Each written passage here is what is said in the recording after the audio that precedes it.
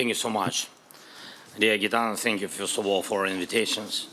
Thank you for support. This is a special moment. On the one hand, Russia has launched its summer offensive, but on the other hand, they are being forced to engage in diplomacy.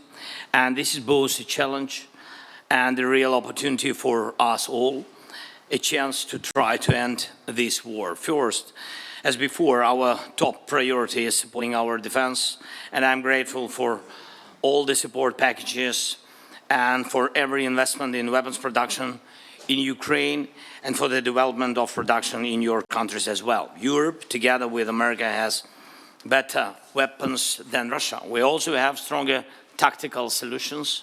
Our Operation Spiderweb yesterday proved that Russia must feel what its losses mean. That is what will push it toward diplomacy. And when Russia takes losses in this war, it's obvious to everyone that Ukraine is the one holding the line, not just for itself, but for all of Europe. Ask your intelligence, what is Russia planning this summer in Belarus?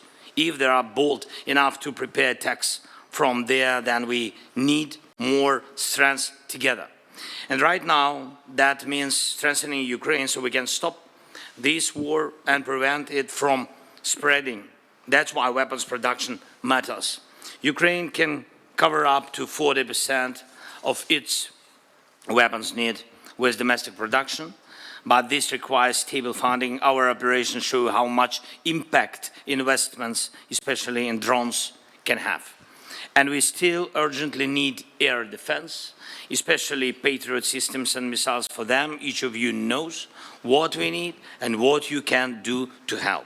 Decisions are needed. Second, we must do everything to make sure diplomacy is not empty.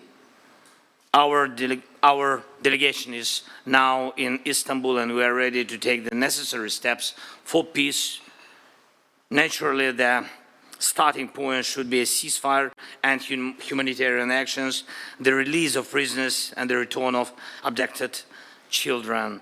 And all key issues can be resolved at the level of leaders. And if Russia undermines even this initial agenda, and if the Istanbul meeting brings nothing, that clearly means strong new sanctions are urgently needed from the EU's 18th package and from the United States, specifically the strongest sanctions President Trump promised.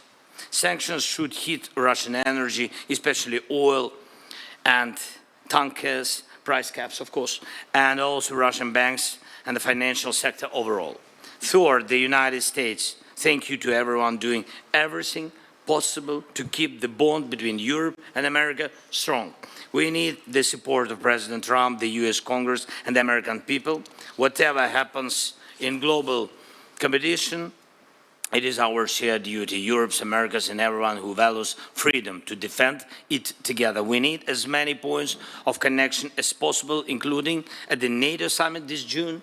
And one of the key principles of European security is that Russia must not have veto power over NATO decisions or influence over the allies or its members. That principle must remain in place. Euro-Atlantic security is a business of Euro-Atlantic nations. Putin chose to stand against Europe, so he has no place in deciding its future.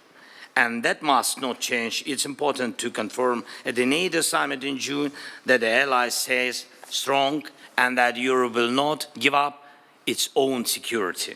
And of course, I would also like to discuss the details of our work within the coalition of the willing and the security guarantees as well. We need to make this coalition strong, but we'll talk about that, I think, behind closed doors. Thank you so much again. Slava Ukraini. Героям слава.